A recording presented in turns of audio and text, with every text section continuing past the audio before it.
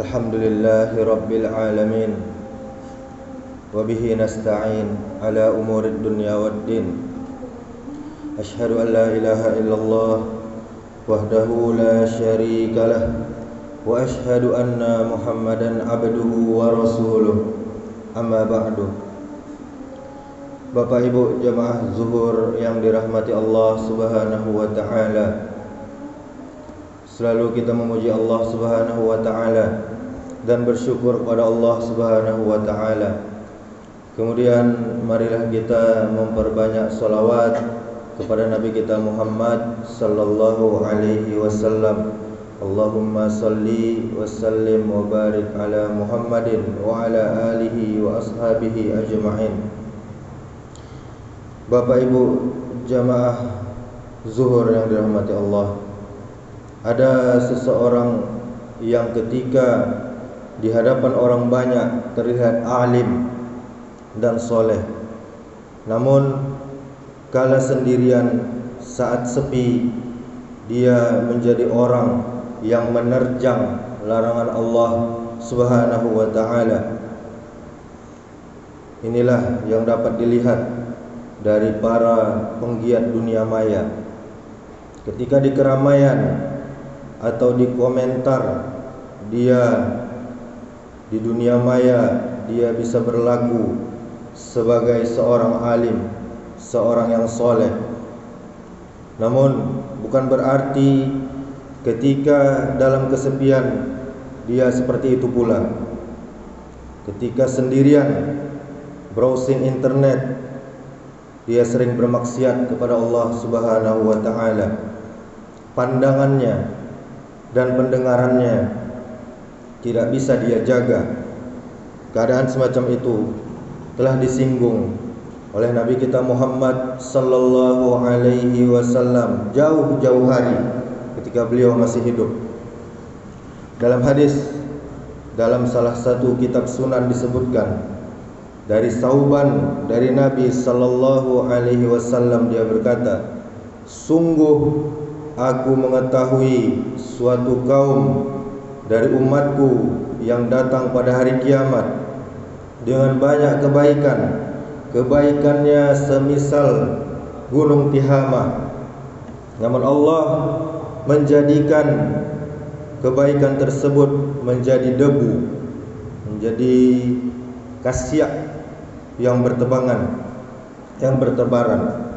Sauban berkata, wahai Rasulullah sallallahu alaihi wasallam, coba sebutkan sifat-sifat mereka pada kami agar kami tidak menjadi seperti mereka, sedangkan kami tidak mengetahuinya. Rasulullah sallallahu alaihi wasallam bersabda, adapun mereka adalah saudara kalian, kulit mereka sama dengan kulit kalian. Mereka menghidupkan malam dengan ibadah seperti kalian, akan tetapi mereka adalah kaum yang jika bersepian mereka merobek tirai untuk bisa bermaksiat pada Allah Subhanahu wa ta'ala. Dalam hadis riwayat Ibnu Majah. Bapak Ibu saudaraku, hadis tersebut semakna dengan ayat yastakhfuna minan nasi wa la yastakhfuna minallahi wa huwa ma'ahum iz yubayyituna ma la yarda minal qawli wa kana Allahu bima ya'maluna muhita. Yang artinya mereka bersembunyi dari manusia, tetapi mereka tidak bisa bersembunyi dari Allah Subhanahu wa ta'ala, padahal Allah beserta mereka. Ketika pada suatu malam mereka menetapkan keputusan rahasia yang Allah tidak ridhoi, dan Allah Subhanahu wa ta'ala, Allah Maha meliputi ilmunya terhadap apa yang mereka kerjakan. Dalam surah An-Nisa ayat 108. Kaum muslimin saudaraku, walaupun dalam ayat tidak disebutkan tentang hancurnya amalannya, ada beberapa makna dari hadis Sauban yang kita bacakan tadi. Yang pertama, yaitu hadis tersebut menunjukkan keadaan orang munafik pada zaman Rasulullah. Walaupun kemunafikan yang dia perbuat adalah kemunafikan dari sisi amal, bukan dari keyakinannya atau i'tiqadnya. Sedangkan hadis Abu Hurairah berikut ini dimaksudkan pada kaum muslimin. Dari Abu Hurairah radhiyallahu anhu, beliau mendengar Rasulullah sallallahu alaihi wasallam bersabda, "Setiap umatku dimaafkan, semuanya dimaafkan, kecuali orang yang terang-terangan dalam berbuat maksiat, yaitu orang yang telah berbuat dosa di malam hari, lantas pagi harinya dia berkata bahwa dia telah berbuat dosa ini dan dosa itu, padahal Allah telah menutupi dosanya tersebut. Pada malam harinya Allah telah menutupi aibnya, namun di pagi harinya dia membuka sendiri aib atau dosanya yang telah Allah tutupi tadi." Ini dalam hadis riwayat Bukhari. Imam Ibnu Hajar mengatakan dalam kitabnya Az-Zawajir an Iktiraf Al-Kabair halaman 764 mengenai dosa-dosa besar. Katanya termasuk dosa besar adalah dosa yang dilakukan oleh orang yang menampakkan kesolehan, lantas dia menerjang larangan Allah, walau dosa yang diterjang adalah dosa kecil dan dilakukan di kesepian. Kemudian juga ada hadis dari Ibnu Majah dari Sauban radhiyallahu anhu bahwa Nabi sallallahu alaihi wasallam pernah bersabda, "Sungguh aku mengetahui suatu kaum dari umatku datang pada hari kiamat dengan banyak kebaikan, karena kebiasaan orang soleh adalah menampakkan lahiriahnya atau tampilan orang soleh. Kalau maksiat dilakukan oleh orang soleh, walaupun sembunyi-sembunyi, tentu mudaratnya lebih besar dan akan mengelabui kaum muslimin, akan menipu kaum muslimin."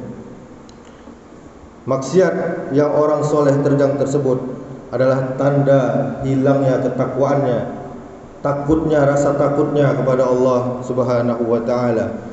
Kemudian yang kedua, yang disebut dalam hadis Sauban tadi dengan bersendirian dalam maksiat pada Allah, tidak berarti maksiat tersebut dilakukan di rumah atau di kamarnya seorang diri tanpa ada yang melihat. Bahkan boleh jadi maksiat tersebut dilakukan dengan orang-orang setipe dengannya, sebangsa dengannya.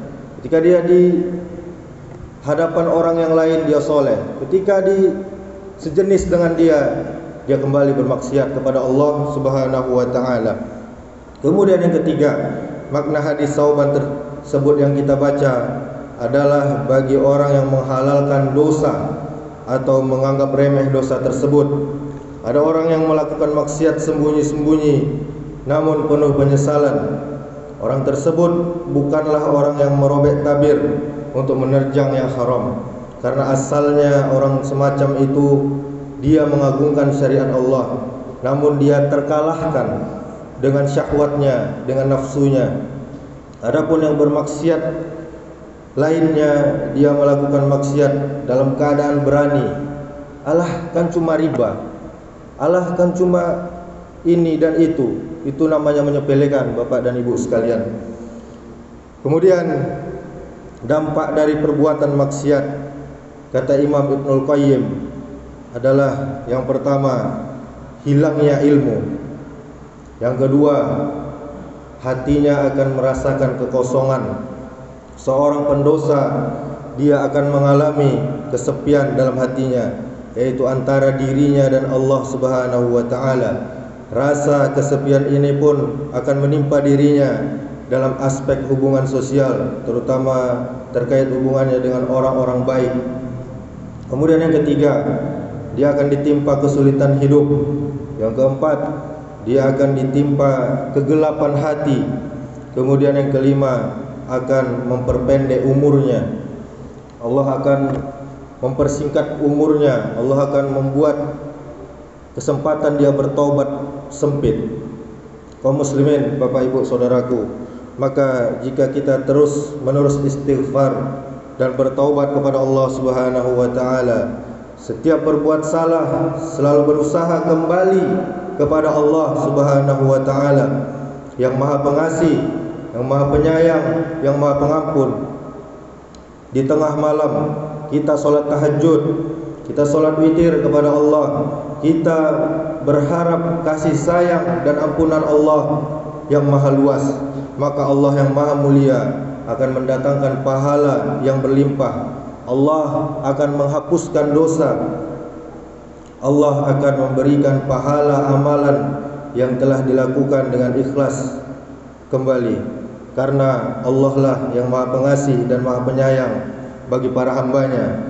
Semoga kita semuanya dapat menjauhi dosa dan maksiat dikala terang-terangan dan dikala sepi. Kita jadikan nasihat ini terutama untuk setiap diri kita pribadi, agar menjadi pribadi yang lebih baik lagi dari pribadi sebelumnya.